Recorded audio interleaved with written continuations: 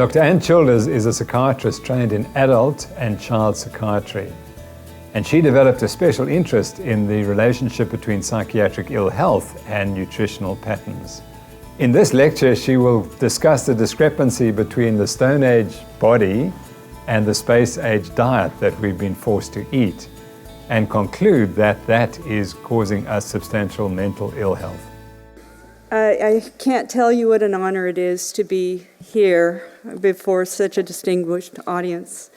And I want to send out my warmest thanks to Professor Tim Noakes and Karen Thompson and all the speakers who have taught me so much and the support staff who made this all possible. Thank you. Okay. So I'm going to try not to wander too far away from the microphone. Can you hear me if I'm over here? You can? Okay, good. And, okay, so we'll begin. I want to start out with this slide because I want to show you that this trend, where we are now, was planned a long time ago. And it was really basically food companies that were trying hard to establish new markets, and especially young markets. The younger, the better. And that continues to this day. That turned out to be a very good strategy for them. I think you know who I am, but this is the title of our talk today. I do want to declare no conflict of interest. If anything, I would say this talk is brought to you by broccoli.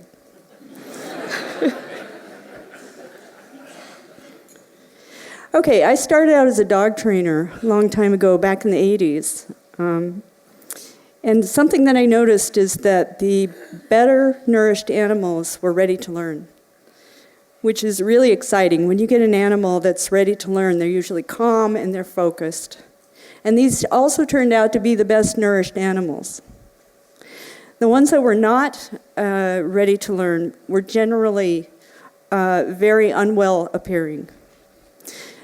How many people are here are dog owners? Anybody here? Oh, fabulous. So you'll know exactly what I'm talking about. So when you have a dog that has a very dry nose, dry and cracked pads, when the fur tends to stick together, it seems oily. A lot of times what you'll see is a lot of dandruff. And when the dog is shaky and often a fear biter, this is an animal that is unwell. The dogs that I would see that were ready to learn were beautiful. They had clear eyes. They had granular pads with not a crack to be found. They were moist. They had moist, wet noses. They were usually friendly and approachable. These were the dogs that were well nourished. I think I've learned a lot about dogs. One of the things I wondered was, why don't we look at humans the same way? How many people here would give their dogs some cotton candy? Raise your hand. Yet we would give it to a child, yes? Right? We don't think about these things. I think it's just become so much a part of the fabric of our society that we don't see it. So in the US, we have things like Pop-Tarts, and we have sugary cereals, and yet this is not something we would put on the floor for our dogs to eat. As a result, however, of a diet that does not suit them, they still become ill, and they still have many of the same problems that we do. It starts, I believe, with gum disease, with problems with the teeth, because the mouth is the gateway to health.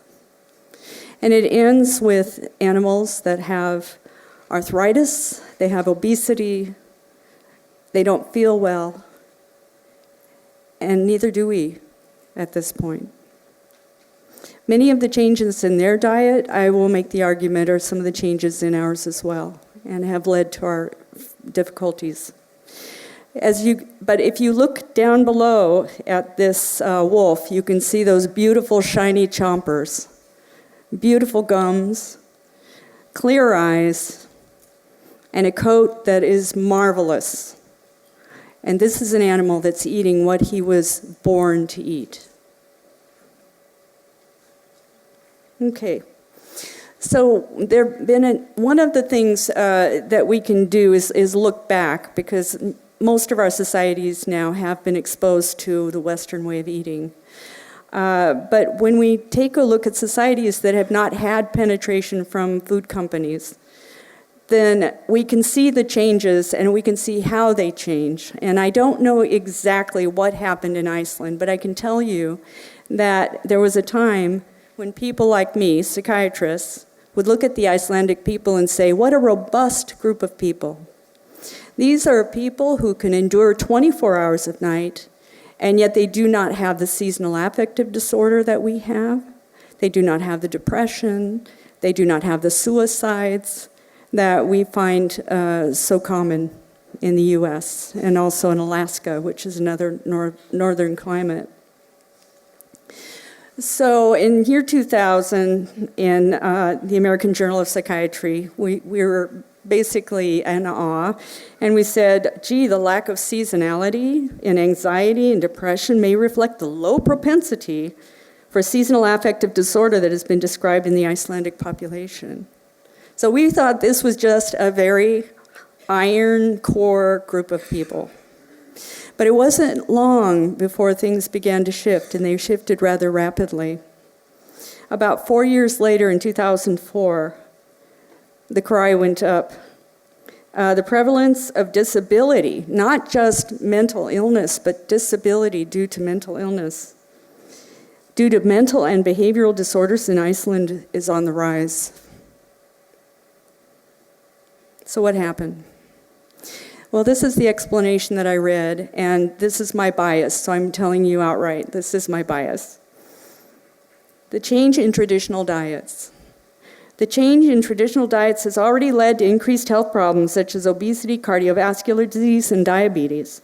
While the mental health of circumpolar people, now do you see these are all the chronic modern diseases, and it's very interesting that the mental health was linked to these other modern chronic diseases. The mental health of circumpolar peoples has also declined substantially during the same time period. So they witnessed the change, and the changes came all together. We also had a dietary change. Now, it is true that in America we had been having an increase in the consumption of sugar all along. And if you look at the graphs that we have access to, yes, you will see that. But there seems to be some type of a tipping point that happened, and it happened sometime around 1977. And I can't tell you with certainty, because, science is so uncertain, that this was due to the 1977 guidelines. But I will show you a couple of graphs that might make the argument. At least there's an association, if not cause and effect. So in 77, the first dietary goals for the United States included increasing carbohydrates. So we had not really, on average, we were taking about 43% carbs at that time. And decreased dietary fat, including and especially saturated fat, and to decrease cholesterol. And as you probably heard from Zoe Harcum, this was basically baseless, but the change was pronounced. And I spoke to one of my colleagues who recalls exactly when that happened, and she says, yes, every doctor's office had some kind of a brochure or pamphlet encouraging me to eat more carbohydrates and eat less fat. So in 1992, that recommendation became a food pyramid. And what I want to show you, do you see the base of the food pyramid? It's all green. And the food pyramid basically was proposed by the USDA, the Department of Agriculture in the United States. And the mission of the Department of Agriculture is to promote agriculture. It is not public health. So basically, these were subsidized crops. Also, I want to show you in this food pyramid, and I'll point it out again because I have another food pyramid in my slide deck, that this is all carbohydrate, all the way up to the milk, because they were recommending low-fat or non-fat milk. And when you take the fat out of milk, you're pretty much left with a little bit of protein and a lot of lactose, so sugar. All right, so you can see Right there is where the guidelines were issued. And if you look at this particular slide, what you see is that Americans were compliant. So many times, someone will walk into the doctor's office and the doctor will say, well, you're eating too much fat. You need to cut back on fat. You're not following the guidelines, that sort of thing. And as a speaker earlier mentioned, they said, then we send them to a dietitian, and that dietitian is going to take care of them, going to teach them the guidelines, etc. You can also see ever so slightly there's a decline in protein. And I would say the quality of protein has also declined because we started eating less meat over the years, over the decades. If you look at these next two slides, what you see is a correlation. And as I mentioned, although correlation isn't cause and effect, it's still rather striking, especially since I received these particular graphs. These are government graphs. So these aren't made by anyone who has a particular interest in proving any type of point.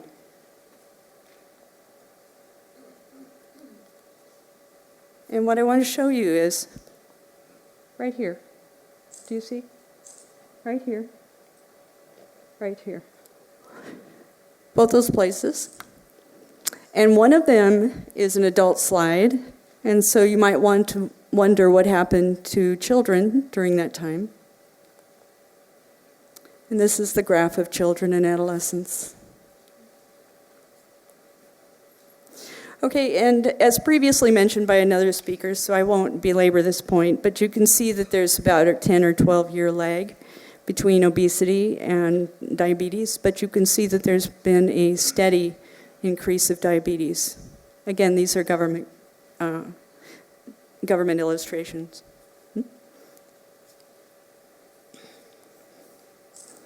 All right, so currently 1 in 3 U.S. children is either overweight or obese. How many people here in their childhood remember seeing almost no obese children at all?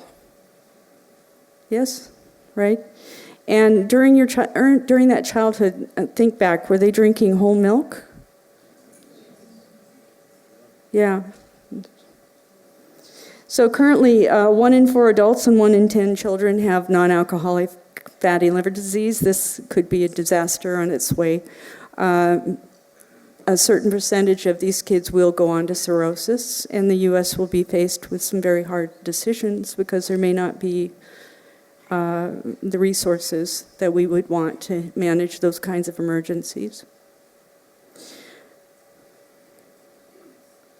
So, and what happened was that the food companies really picked up on this, and it's important to understand that these are not, which I say, the food companies, their bottom line is their obligation to their stockholders, and so they do what they need to do to make a profit. And so what they did is they managed to sponsor sporting events for children and get involved in communities and try to embed themselves into communities, and eventually became sponsors also of the academy that oversees all of the registered dietitians in the United States. And you can see the Coca-Cola Company, Beverage Institute for Health and Wellness. All right? Does that sound like an oxymoron to you? Anyway. And PepsiCo. So you kind of wonder what role, if any, PepsiCo might have in a balanced diet.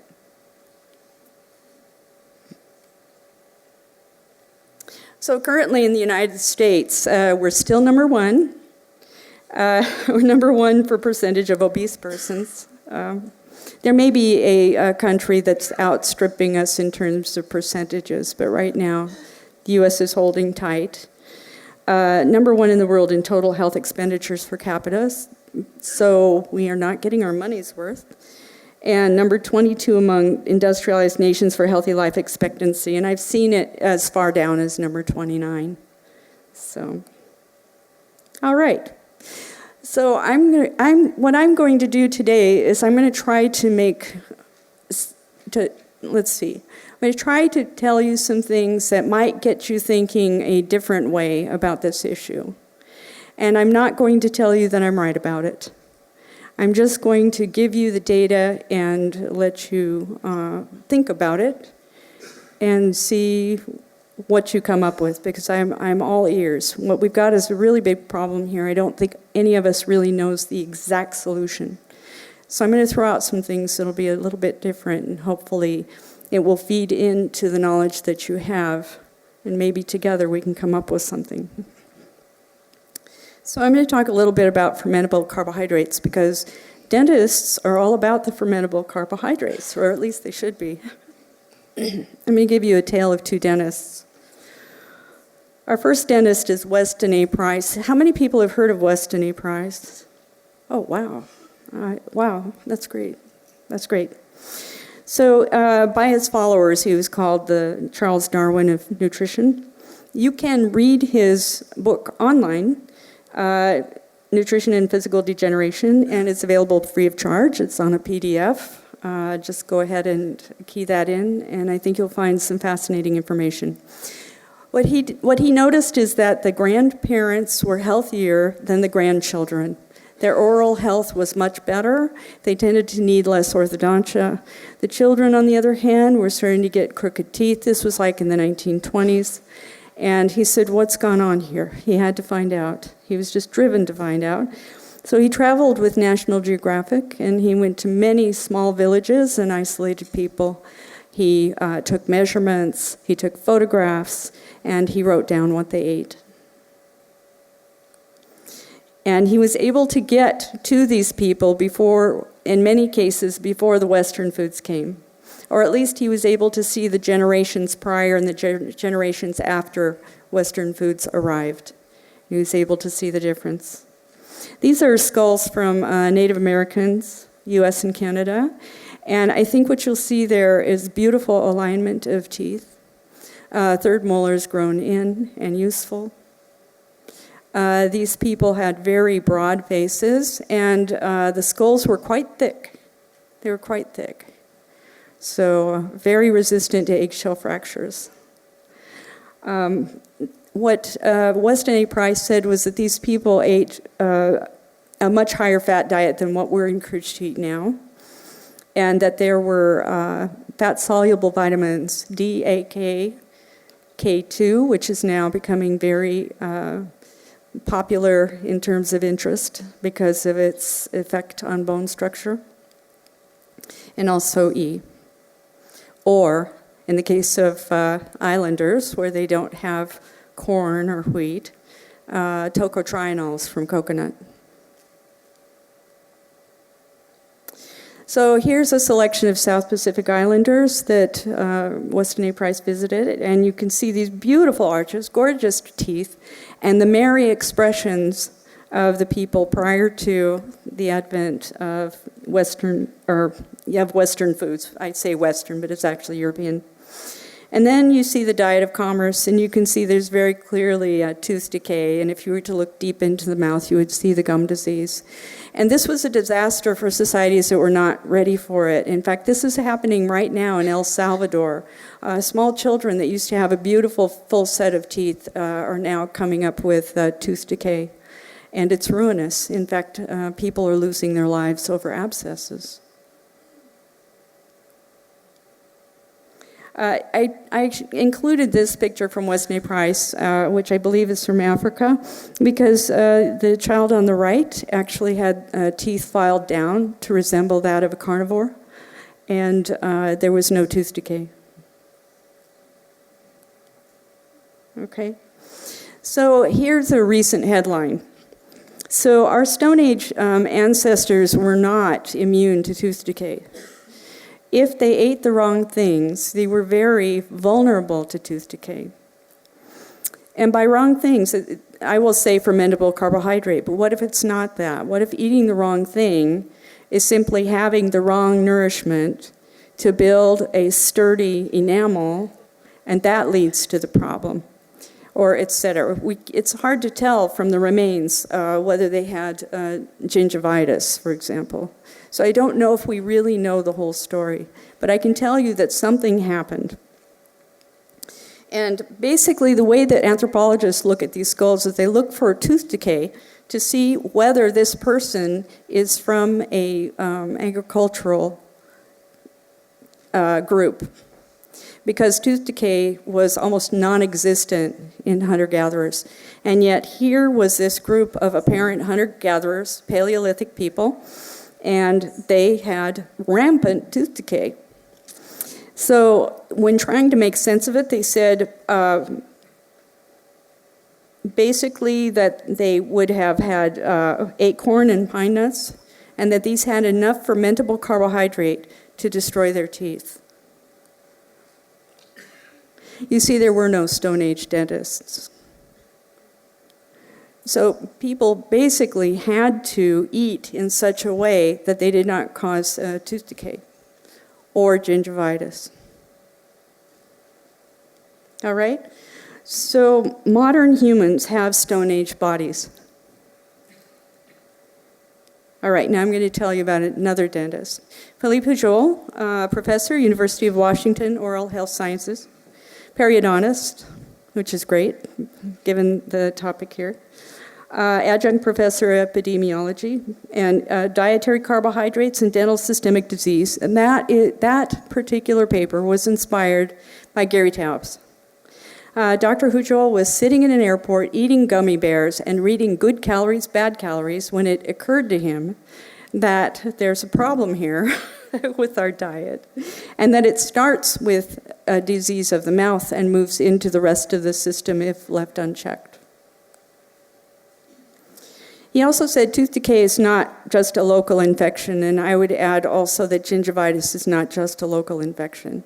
In fact, anyone who has had heart valve conditions that require some type of antibiotic when they're having their teeth cleaned, you know that these bacteria don't just stay in the mouth.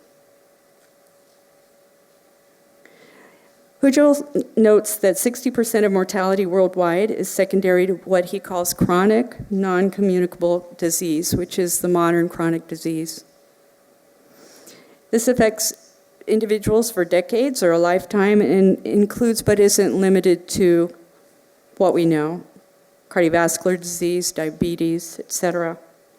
So dental caries, periodontal disease, this is really how it starts. And these are also non-communicable as far as we know. So the problem, perhaps it's fermentable carbohydrates. You have teeth, you have fermentable carbohydrates, you have strep mutans, and you get caries. All right? By the way, that sign, candy discount store, I saw that in New York. I was amazed. Look at, see, candy and discount store for all your needs. So now we have needs. Yes? So per the American Heart Association, Americans consume an average of 22 teaspoons of added sugar per day, and adolescents 34. Refined starches are not considered in this tally. Refined starches are also termed acellular carbohydrates. These are carbohydrates that are so broken down that there are no cell walls for us to digest. So they're immediately available. It's almost like a drug. So here are fermentable carbohydrates. And the thing to understand is that ancient, according to Weston A. Price, ancient people did not manage these very carefully. What they would do is they would ferment them. That would draw down on the carbohydrate. They would soak the grains and allow them to pre-germinate or sprout. They would do several rises of bread. This is something that has been abandoned by a lot of factories that produce bread. So it's a very different thing, and even the wheats and the types of grains that they had back then were totally different. I want to make a comment also about potatoes, because boiled potato is different from a baked potato, and a potato chip is different from either one of those. And potato chips actually are among the most cariogenic and obesogenic foods that we have in terms of snack foods. So, alas, poor Japan. We had an embargo against them during World War II, and we took away all of their flour and sugar, and this is what happened. This is basically another one of Hujol's graphs. And you can see that caries went down along with diabetes and along with carbohydrates. And again, these are associations, not necessarily cause and effect. But I think based on what we know today, it's a pretty good guess that these three things do track together. Okay, and you can see that once we restored it, let's go back. Once we restored it, it went right back up again. Gingivitis, basically the slide is just to show you that there are several studies that say that if you reduce the amount of fermentable carbohydrates, you can fairly reliably reduce gingivitis by at least 30%. So, bacteremia, as I suggested a little bit ago, basically with heart valves, you want to be very careful when someone's having their teeth cleaned. They may or may not need an antibiotic during that time.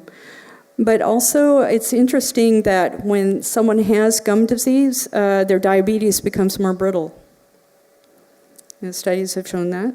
And also dementia, it's very interesting. Lipopolysaccharide, which is part of that cell wall of bacteria, from oral bacteria have been found in Alzheimer's patients in at least one study.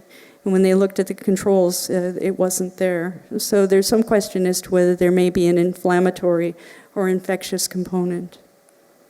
Rheumatoid arthritis, etc. Okay. Prevotella, all of this is very preliminary. Prevotella has been associated with things, certain types of Prevotella, there's more than one, with things like abscesses, etc.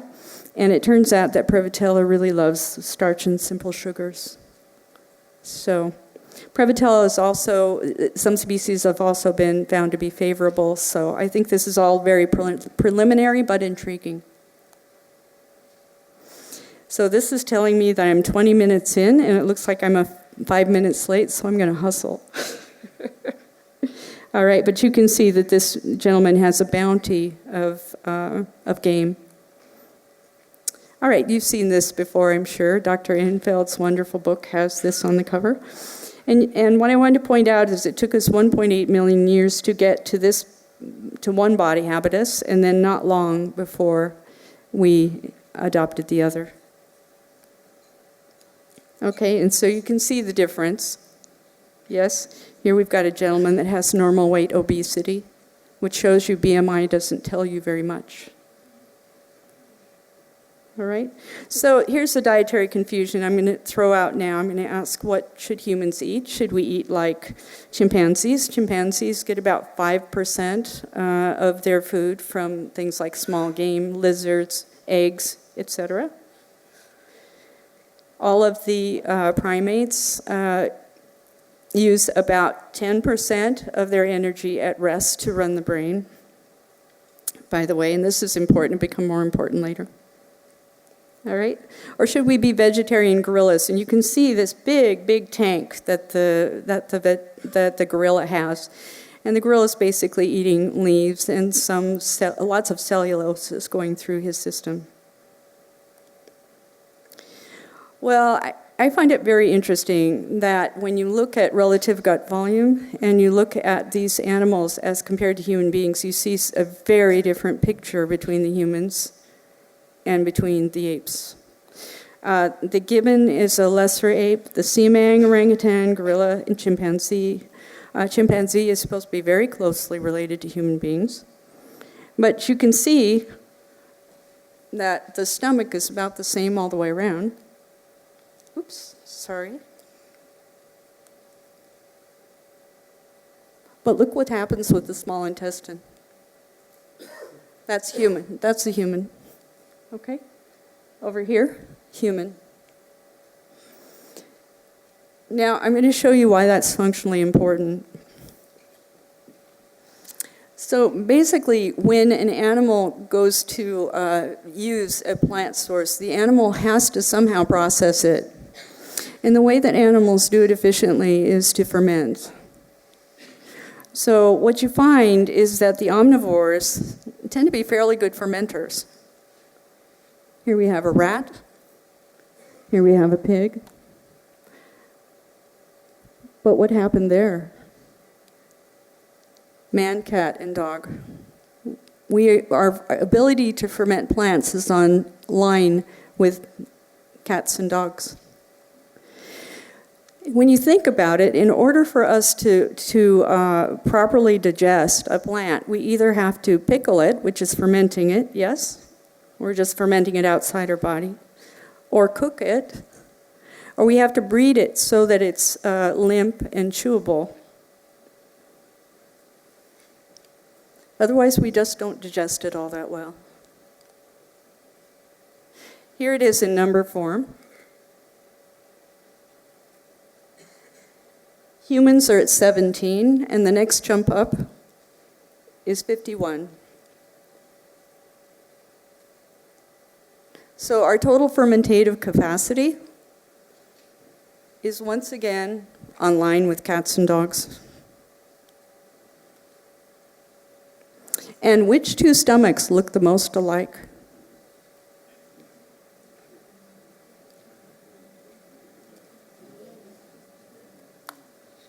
Okay? So I throw this out to you more as a question. However, there are some researchers who believe they know the answer to this.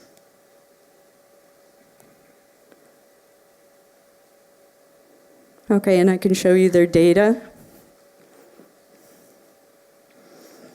So you see, if our data, and this is based on human populations, their weaning times, and these were fertile populations that did not use birth control. And you can see that they fell squarely in the carnivore category based on brain development over time to wean. The gorillas and the chimpanzees take about 4 years to wean. So in human evolution, basically we were streamlined and designed for daytime persistence hunting. That's what we were designed for. One of the things that we became very good at is running down game. We'd run them down because they couldn't sweat, they would overheat, and so we were able to successfully run down a lot of animals. It worked for us because we could sweat. And when you think about the economy of things, okay, if you go out and let's say you collect acorns, and by the way, you sure wouldn't want to eat them the way that those poor Paleolithic people did who ended up with all the tooth decay. You'd want to prepare it properly, probably ferment them. So let's say you're going to ferment your acorns, you're just going to gather them up, get them going. For an hour of gathering, an hour of work, you could collect about 1,500 calories. That's 1,500 calories. However, if you spend that same hour hunting a very common prey pig called the collared peccary, you would basically bring home about 65,000 calories for every hour that you put in. So for the sake of economy, you would be after the animal. And you would probably be after a very fat animal because that would be a very high calorie animal. Worldwide, from current studies, about 73% of hunter-gatherer societies derive 55 to 65% of energy from animal foods. Okay, so in 1992, modern-day America decided to go light on fats, carbohydrate heavy. And this is the My Plate. And again, carbohydrates, here we go. Here, here, here. And the dairy as well, if it's non-fat. So we now have a grain-based family meal in America, and this represents about a week's worth of food. Here's what we knew in 1912, though. If we had just listened to our farmers, we would have known this. Skim milk is one of the most valuable adjuncts of the farm for fattening swine. The most economical returns are secured when the milk is fed with cornmeal. I asked my farmer why she fed skim milk to her meat pigs but would never do that with her breeders. And she said, basically, I want my meat pigs to be just a little pre-diabetic.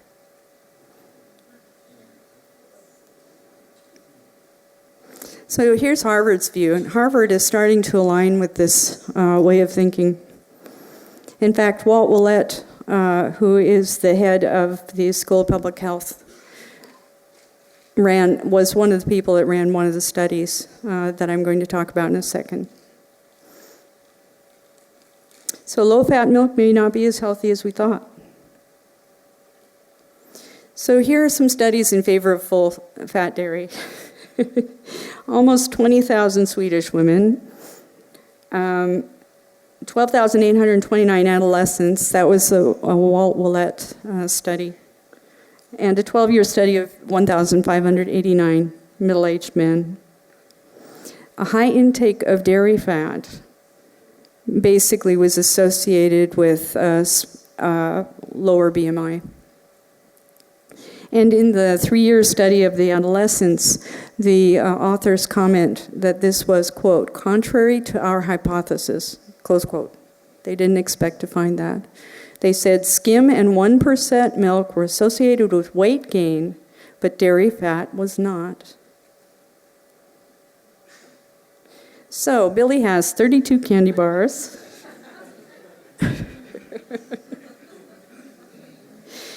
Now, in defense of candy bars, I will tell you that the University of Guelph study found that whole wheat bread caused a higher sugar spike than many candy bars in their study. And probably the reason for this, I can't tell you the whole reason, it was actually worse than white bread or sourdough bread. In fact, sourdough had gave the least problem in terms of its glycemic action. Yep, and white bread was next. It's not what we expect. Yeah, we're told whole wheat is actually very good. This is as distinguished from whole grain. There may be some merit to whole grain, but whole wheat bread has not been good for us. It's a fermentable carbohydrate. Anyway, so the fat, I just want to point out that the fat in the candy bar may have saved it from looking like whole wheat bread. Metabolic syndrome is what we have. All right, thank goodness we don't all have diabetes, but we do have metabolic syndrome. I personally have it, or had it, I should say. I'm currently maintained on a ketogenic diet, and I have been for about the last 7 years. But you can see central obesity, we all know this, high blood pressure, high triglycerides, low HDL. By the way, triglyceride to HDL ratio is becoming a very sensitive marker for both insulin resistance as well as for heart disease risk. Mm-hmm.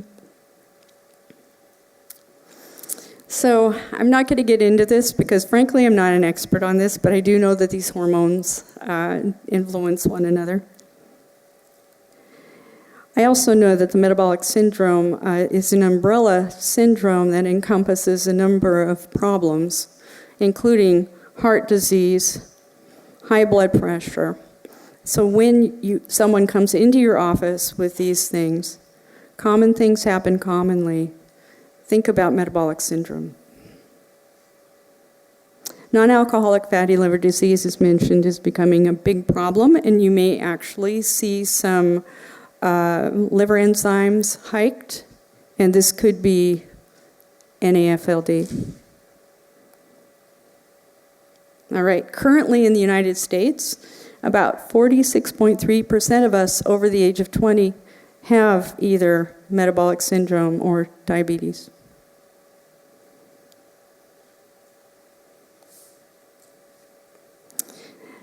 Interestingly enough, metabolic syndrome is associated with depressed mood, and in fact, there was one small study where women were found to have depression about 3 years before their bodies declared their diabetes.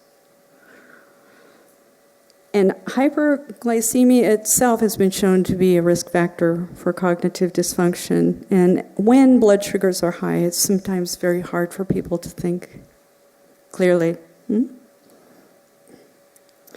So cortisol is also found in people with depression. About 50% of people with depression have raised cortisol.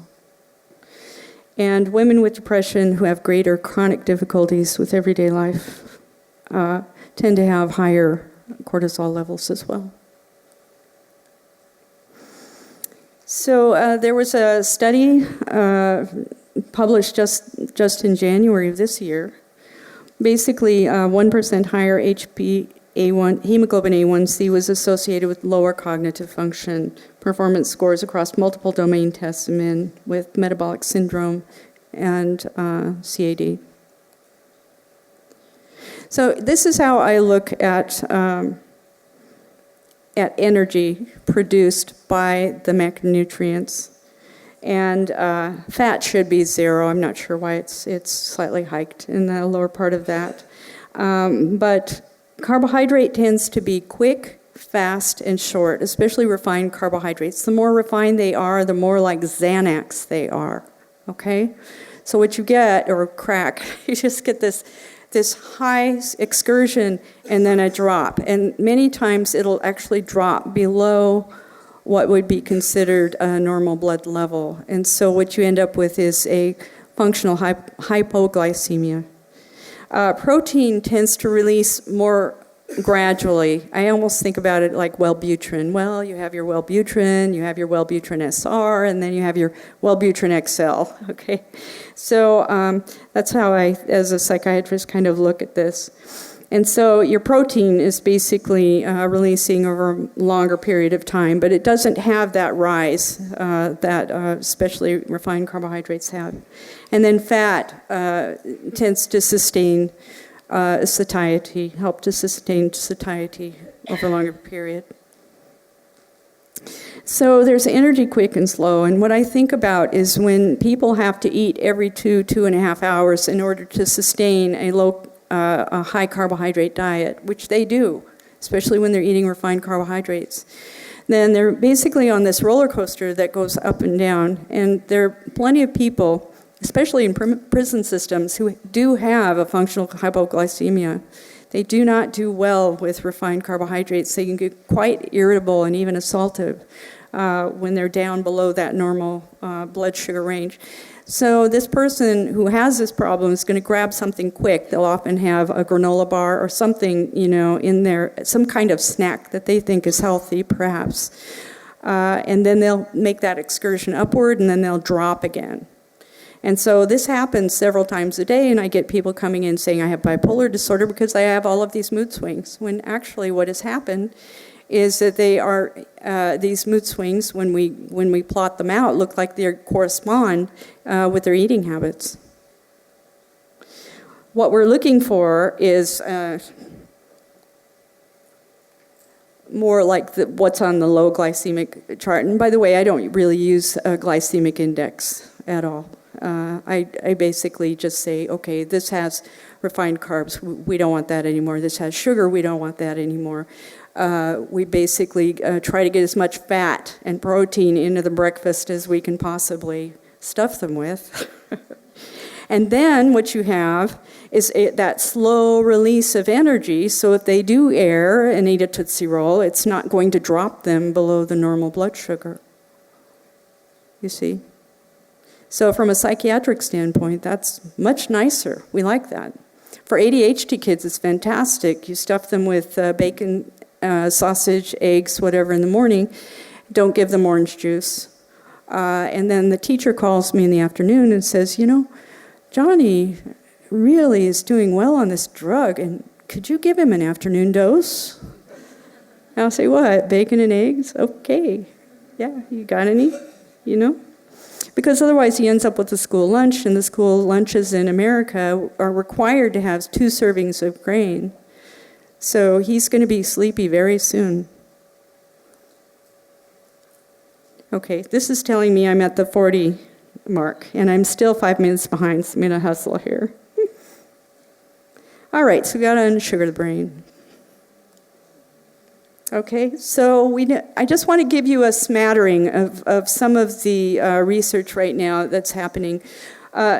we know that the ketogenic diet is safe. We've done it in an extreme way with kids with 90% fat, 10% protein, 0 carbs, and basically gotten epilepsy under control, which is fabulous. And you can see that that we've gotten as much as like 38% of kids on this diet with 50% seizure control in this 2008 study. And I've spoken to parents where it's been 100%. The kid just isn't having seizures. And at some point, they can actually stop the diet, and many of these kids remain seizure-free. It's remarkable. If you think about it, with head injury, with brain injury, a lot of times the body just wants to go into ketosis, and I think that's actually a good idea. Because it seems that being in a ketogenic state, or being in ketosis, is really healing for the brain. It gives the brain a rest. They're now, of course, modified Atkins under study.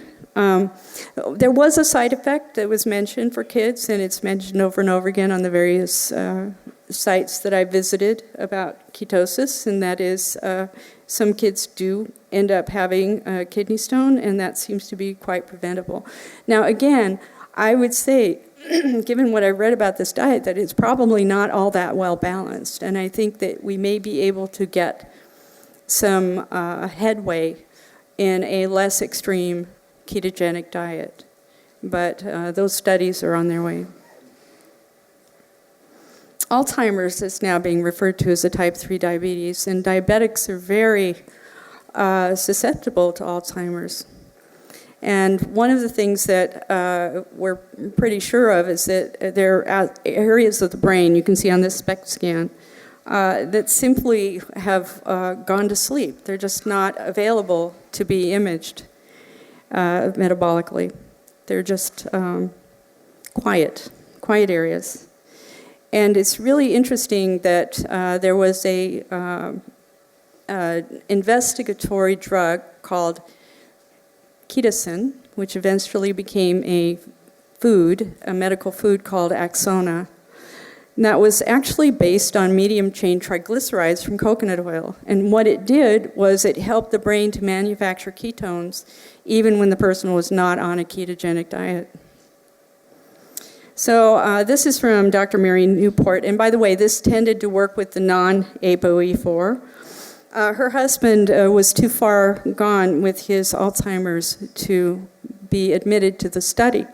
So what she did is she found out about the investigatory drug and learned that it was based on medium-chain triglycerides. And then what she did is tried to figure out how much coconut oil she would need to feed her husband in order to match that.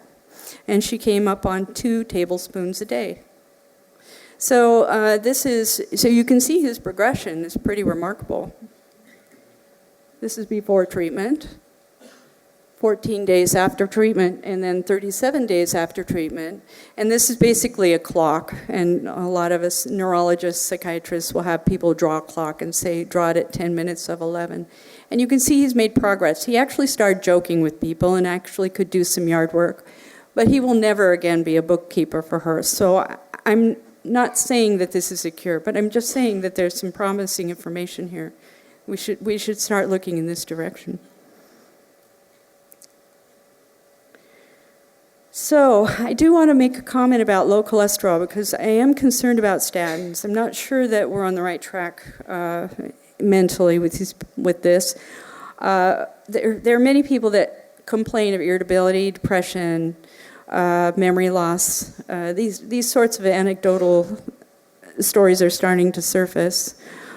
We do know that diabetes is associated with statin use. I personally know someone who took Crestor and says that she noticed a sugar shift within a couple of months. So I think these are things that we need to keep in mind because there are benefits perhaps to statins for a certain population, but they really aren't the right thing for everyone. So I just wanted to show you that there have been some studies where they've shown that lower cholesterol actually led to behavior problems. And I think it should be taken seriously. Animal fats and cholesterol. This is basically what we evolved with. It's important to health. These fats are vehicles for fat-soluble vitamins, D, A, K, and E.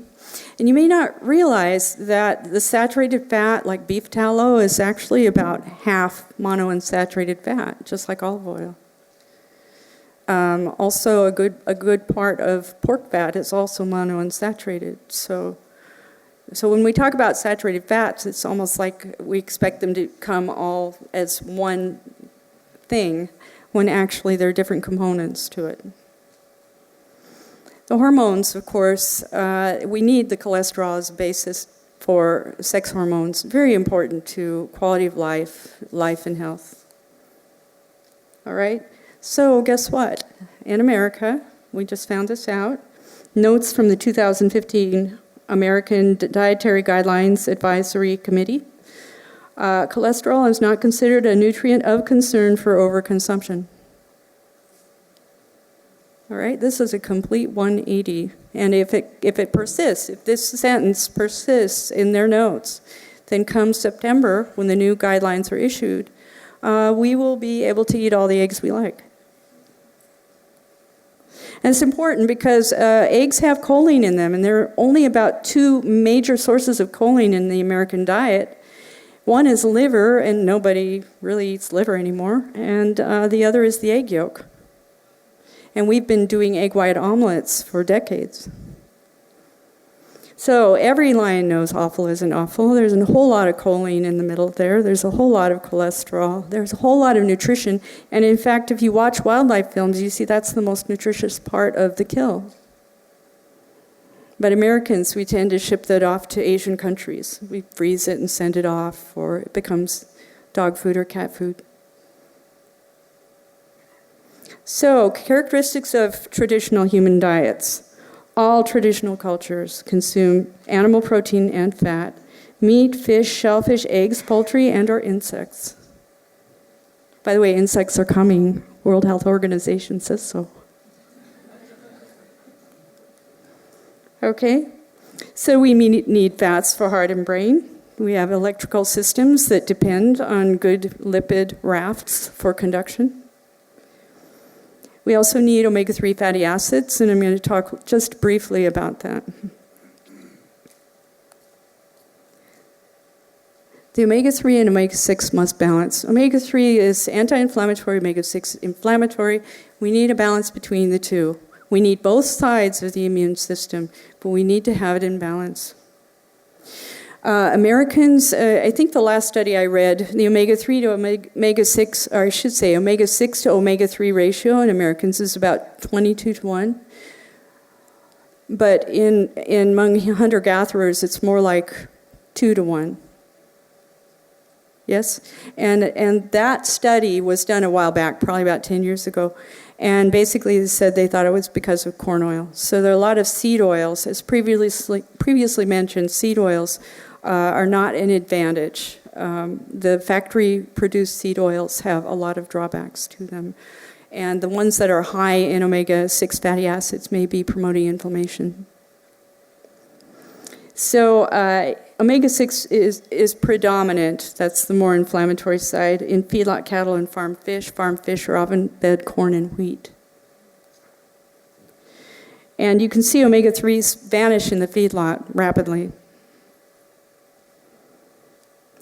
By the way, this is from eatwild.org. That's a pretty good site if you want to take a look at why to eat farmed, pastured animals. All right? So I would say eat pasture butter. In America, we have this Kerrygold Irish butter. Anybody heard of it? Yeah. Do you guys have any pasture butter here? Yeah. Eat pasture butter. It's delicious, too. Right? But it also has vitamin K2 in it, and we think that vitamin K2, at least in animal studies, seems to redirect calcium out of the arteries and into where it belongs. So it may actually turn out to be heart protective. Again, preliminary, but it's very hopeful. So we replaced our tropical oils with trans fats, and this was a really big mistake. Trans fats have a long shelf life. Tropical oils like coconut oil have a shelf life of about 2 years. So once we stopped using the tropical oils, then the food companies stepped in and gave us Crisco and a few other things. It didn't really help us. There is no safe level of trans fat, by the way. In the U.S., they are allowed to put 0 trans fat on the label, even though there's 0.5 grams in the food. What they did is they made the serving size smaller. So you have to look on the box to see what the serving size is. But even at 0.5 grams trans fat, it's still not safe, in my opinion. Look for partially hydrogenated vegetable oil or shortening. Both of those imply trans fats. In one study, trans fats were found to cause problems with word recall. Again, no safe level. A word about protein. Protein is very important for meal satiety and also for building the body and for repair and for neurotransmitters and for et cetera, et cetera. So we have to have good quality protein. About 30 grams of animal protein per meal is probably just about right. If you think about a 2,000 calorie diet, that places you at about 18% protein. So this is not exorbitant. And yet in America, I see a lot of people that don't get that kind of high quality protein in that amount. So it's just important to know. Again, as with everything, it should be in balance. It turns out that 50% of the protein in an animal is actually from collagen. And gelatin is cooked collagen, and gelatin actually helps to balance out the proteins that we eat. And I recommend that we do that. It's easy to do. Gummy bears, by the way, you can make them in 5 minutes flat. It's fantastic, and then you can take one of those out with you, and or have a few with you to munch on. It's very helpful. It also helps you to digest your meal. Remember those clear soups in the 40s? You know, those old movies, everybody's sitting in a long, long table and there's a whole bunch of clear soup. That's all bone broth. That's all, basically, it's got the chondroitin sulfate, the hyaluronic acid, all the things to rebuild your joints. It helps people feel more satisfied with their meals. It also helps people digest their meals by drawing water into the food in their stomach. So it's really a wonderful thing for young, for old, great for the digestive system.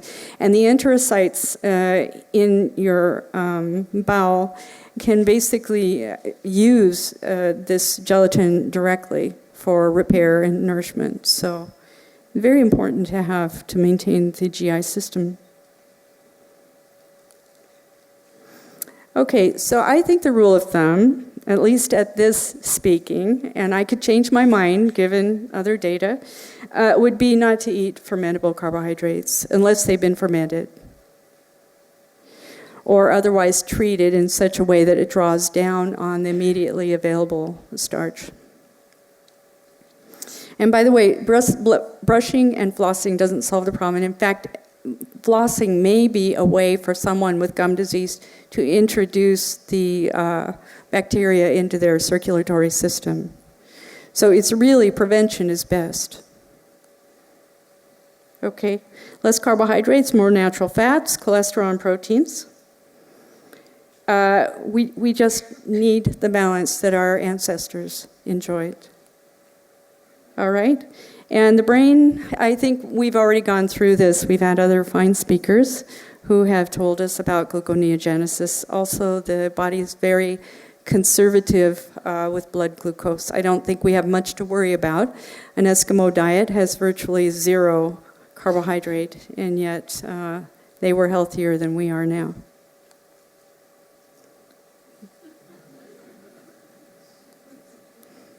Okay? A quote from the Institute of Medicine. You've seen this before, so I'm going to go through it. I'll leave it long enough for you to take a snap, but there we go. All right, ketogenic diet these are proposed uses: diabetes, metabolic syndrome, obesity, epilepsy, cancer. Yes, some kinds of cancer may respond very well to this. The problem is in the mitochondria, and that kind of weakness we can exploit with a ketogenic diet. Alzheimer's, brain injury, Parkinson's, we're starting to find that the ketogenic diet may be neuroprotective.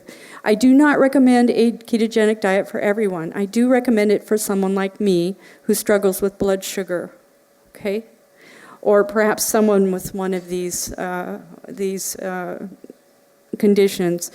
But I don't disrecommend it. If you want to do it, do it. But I'm just saying that the people that are probably going to need it are people like me who have blood sugars that are rather fragile if I'm not careful. Okay? So, is it sustainable? Yes, but it's sustainable from the ground up. Alan Savory basically is using great herds to rescue lands that are on the verge of desertification. Joel Salatin is using a similar model on his farm to build up a topsoil. The photographs, his satellite photographs are amazing. You can see his chicken mobiles kind of running across the pasture, and behind the chicken mobiles is green, and in front it's yellow. And it's like they're just bringing a swath of green. And they're doing that with their manure and the compost that they leave behind. It's really marvelous. The pasture is also being used as a carbon sink. This may be very helpful in the future if we know how to manage these lands. And we get the animal products from it as well, so it's all good. And that's the end of my lecture. I thank you very much for your kind attention.